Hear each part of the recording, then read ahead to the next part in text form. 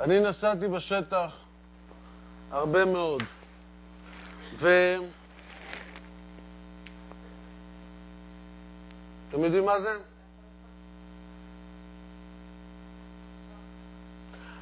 אני נסעתי בשטח הרבה מאוד, ואני גיליתי שכשאתה מגיע לאיזשהו קיר מולך, אין סיכוי, אין לך לאן ללכת. מה שלא תעשה, איך שלא תעשה, בסופו של דבר אתה צריך לחזור בך ואתה צריך לחזור חזרה ולהמשיך הלאה. לא משנה מה תעשה, בסוף אתה צריך לחזור הלאה.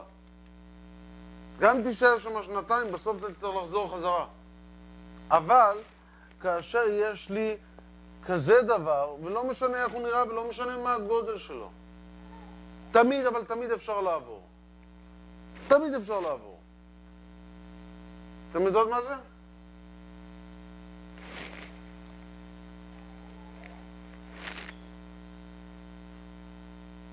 כשאני קובע עובדה בבית, מתישהו זה יחזור אליי.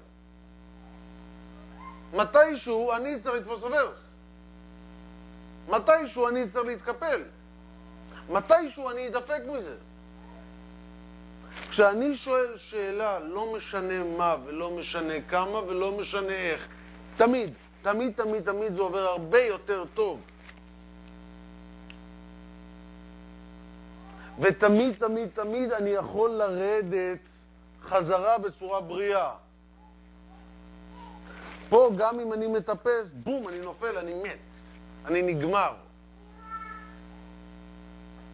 כאשר אני מנהל את הזוגיות שלי בהוראות, כאשר אני מנהל את הזוגיות שלי בפקודות, כאשר אני מנהל את החינוך מול הילדים בהוראות ופקודות, מתישהו זה יחזור אליי. אבל כשאני מנהל את זה בשאלות, זה בא אחרת. גם עם ילדים.